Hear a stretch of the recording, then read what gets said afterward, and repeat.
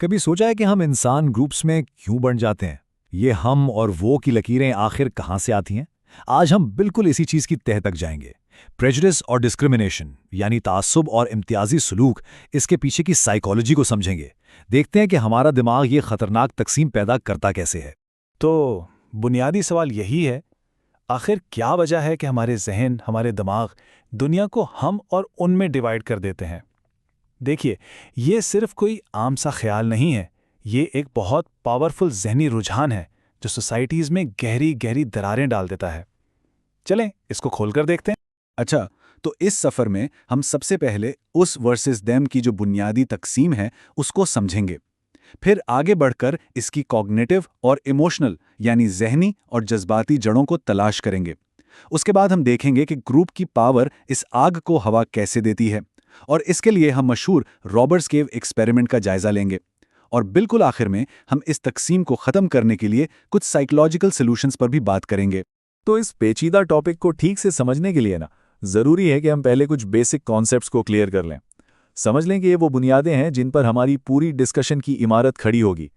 سب سے پہلی چیز ہے پریجوڈس۔ اب یہ پریجوڈس کیا ہے؟ یہ کسی خاص سوشل گروپ کے بارے میں صرف ایک منفی سوچ نہیں ہے، نہیں، بلکہ یہ ایک گہرا منفی رویہ یا احساس ہے، یعنی کہ کسی خاص گروپ کے لوگوں کے بارے میں منفی جذبات رکھنا۔ یہ ایک فیلنگ ہے، ایک احساس جو ہمارے اندر کسی دوسرے گروپ کے لیے پیدا ہو جاتا ہے، اور پھر جب یہی منفی احساس، یہی پریجوڈس عمل کی شکل لے لیتا ہے، ایکشن میں آ جاتا ہے، تو اس کو کہتے ہیں ڈسکریمنیشن۔ یہ وہ برا سلوک ہے جو اس پریجوڈس کی بنیاد پر کیا جاتا ہے، یعنی کہ اس منفی رویے کی وجہ سے کیا جانے والا امتیازی برتاؤ۔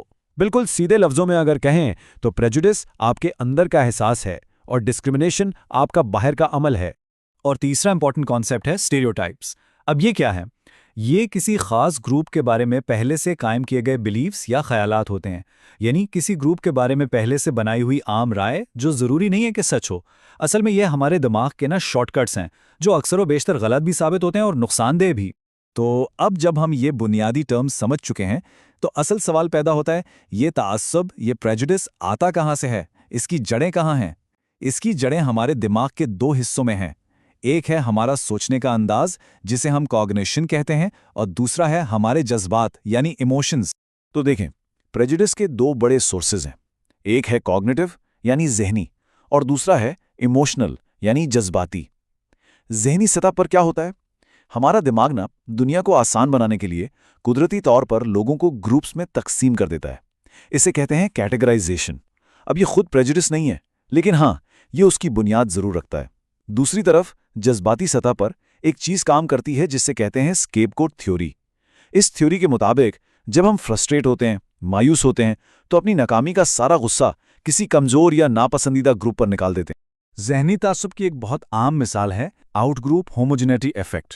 یہ وہ سوچ ہے جس میں ہم سمجھتے ہیں کہ جو دوسرا گروپ ہے اس کے سارے لوگ ایک جیسے ہی ہیں، وہ سب لوگ تو ایک جیسے ہی ہوتے ہیں، جبکہ ہمارا اپنا گروپ، اس میں بہت ڈائیورسٹی ہے، ہم سب کتنے مختلف ہیں۔ یعنی یہی سوچنا کہ وہ سب لوگ ایک جیسے ہیں جبکہ ہم لوگ بہت مختلف ہیں، اور یقین کریں یہی سوچ اسٹیریوٹائپس کو مزید مضبوط کرتی ہے۔ اب اگر ہم جذباتوں کی بات کریں تو اس میں ڈورنو کی ایک تھیوری ہے آتھوریٹیرین پرسنالٹی۔ یہ بہت اہم ہے۔ یہ ایک ایسی شخصیت کی قسم ہے جو اتھارٹی کے آگے جھکتی ہے، قوانین پر سختی سے عمل کرتی ہے، اور جو لوگ کمزور یا ان سے مختلف ہوتے ہیں ان کو برداشت نہیں کرتی۔ اڈورنو کا کہنا تھا کہ ایسی شخصیت اکثر سخت پرورش کا نتیجہ ہوتی ہے، اور ایسے لوگ تعصب کی طرف زیادہ مائل ہوتے ہیں۔ لیکن ٹھہریے، پریجوڈس صرف ہمارے ذہنوں اور جذبات کا ہی کھیل نہیں ہے، اس میں ایک اور بہت بڑا فیکٹر ہے، ہمارا سوشل انوائرمنٹ۔ ہم جن گروپس کا حصہ ہیں وہ بھی اس آگ کو بھڑکانے میں ایک اہم کردار ادا کرتے ہیں۔ یہاں پر سوشل آئیڈینٹی تھیوری بہت امپورٹنٹ ہو جاتی ہے۔ یہ تھیوری کیا کہتی ہے؟ یہ کہتی ہے کہ ہماری پہچان، ہمارا سیلف کانسیپٹ صرف ہماری ذاتی شخصیت سے نہیں بنتا، بلکہ ان گروپ سے بھی بنتا ہے جن کا ہم حصہ ہیں۔ اور ہم کیا کرتے ہیں؟ ہم لاشعوری طور پر اپنے گروپس کو دوسروں سے بہتر سمجھ کر اپنی سیلف اسٹیم، اپنی عزت نفس کو بڑھاتے ہیں، اور بالکل اسی چیز کو کہتے ہیں ان گروپ بائس، یعنی اپنے گروپ کی طرفداری کرنا۔ ایک اور انتہائی پاورفل سوشل کانسیپٹ ہے جسے کہتے ہیں اسٹیریوٹائپ تھریٹ، یہ وہ ڈر ہے کہ کہیں آپ کو کسی منفی سٹیریوٹائپ کی بنیاد پر نہ پرکھ لیا جائے۔ اس کی ایک زبردست مثال ہے، ایک ریسرچ میں خواتین کو بتایا گیا کہ وہ ایک ایسا میتھ کا ٹیسٹ دے رہی ہیں جس میں عام طور پر مرد بہتر پرفارم کرتے ہیں۔ نتیجہ کیا نکلا؟ صرف اس ڈر کی وجہ سے ان کی پرفارمنس واقعی خراب ہو گئی۔ یہ اس بات کا ثبوت ہے کہ سٹیریوٹائپس کا خوف ہماری ایبلٹیز کو پیرالائز کر سکتا ہے۔ اور یہ تصویر یہ بہت بہترین طریقے سے دکھاتی ہے کہ سٹیریوٹائپس کیسے سیلف فلفلنگ پروفیسیز بن جاتے ہیں، یعنی ایسی پیشگوئیاں جو خود کو سچ ثابت کر لیتی ہیں۔ یہاں دیکھیے، ایک شخص ہے جو کوئی سٹیریوٹائپ رکھتا ہے، اس کا رویہ دوسرے شخص کے رویے کو متاثر کرتا ہے، پھر وہ دوسرا شخص وہ بھی اسی سٹیریوٹائپ کے مطابق عمل کرنا شروع کر دیتا ہے، اور اس سے کیا ہوتا ہے؟ پہلے شخص کو یقین ہو جاتا ہے کہ اس کا خیال تو بالکل سچ تھا۔ یہ ایک نہ ختم ہونے والا اور بہت خطرناک سائیکل ہے۔ تائجویل کی ریسرچ نے ایک حیران کر دینے والی حقیقت سامنے لائی جسے کہتے ہیں منیمل گروپ پیراڈائم۔ اس کے مطابق لوگوں کو گروپس میں تقسیم کرنے کے لیے کسی بڑی وجہ، کسی تاریخ، کسی دشمنی کی ضرورت ہی نہیں ہے۔ صرف ایک سکہ اچھال کر 2 گروپ بنا دے، بس اتنا ہی کافی ہے اپنے گروپ کی طرفداری اور دوسرے گروپ سے نفرت پیدا کرنے کے لیے۔ سوچئے، اس کے لیے کسی قسم کے کانفلکٹ کی بھی ضرورت نہیں پڑتی۔ یہ دکھاتا ہے کہ ہم اور وہ کی تقسیم ہمارے ذہن میں کتنی بنیادی اور گہری ہے۔ اب ہم آتے ہیں ایک ایسے کلاسک ایکسپیریمنٹ کی طرف جو ان تمام کانسیپٹس کو عملی زندگی میں دکھاتا ہے، مظفر شریف کا رابرز کیو ایکسپیریمنٹ۔ یہ ایکسپیریمنٹ واقعی آنکھیں کھول دیتا ہے کہ گروپ دشمنی کتنی آسانی سے پیدا ہو جاتی ہے اور پھر اسے ختم کیسے کیا جا سکتا ہے۔ تو اس ایکسپیریمنٹ کا سیٹ اپ بہت سمپل تھا۔ ایک سمر کیمپ ہے جس میں 20 بالکل ٹھیک ٹھاک 11 سے 12 سال کے لڑکے ہیں۔ انہیں رینڈملی 2 گروپس میں ڈیوائیڈ کر دیا گیا۔ ایک گروپ کا نام رکھا گیا ریٹلرز اور دوسرے کا ایگلز۔ یہ ایکسپیریمنٹ 3 سٹیجز پہ مشتمل تھا۔ پہلے سٹیج میں دونوں گروپس نے الگ الگ مل کر کام کیا، جیسے ہائیکنگ کی، کھانا بنایا اور آپس میں ایک مضبوط بانڈ بنا لیا۔ دوسرے سٹیج میں ان کے درمیان انعامات کے لیے مقابلہ شروع کروایا گیا، اور پھر تیسرے سٹیج میں جب دشمنی بالکل عروج پر تھی تب انہیں ایسے مسائل دیے گئے جنہیں وہ صرف مل کر ہی سالو کر سکتے تھے۔ جیسے ہی کمپٹیشن شروع ہوا، حالات فوراً بگڑ گئے۔ انعام سے لڑکوں نے ایک دوسرے کے جھنڈے جلائے، ایک دوسرے کے کیبنز پر حملے کیے اور گالی گلوچ شروع کر دی۔ خود ریسرچر شریف نے لکھا کہ inter group conflicts transform these normal well adjusted boys into wicked disturbed and vicious youngsters, یعنی ان گروپ کانفلکٹس نے ان عام لڑکوں کو شیطان، پریشان اور ظالم نوجوانوں میں بدل دیا۔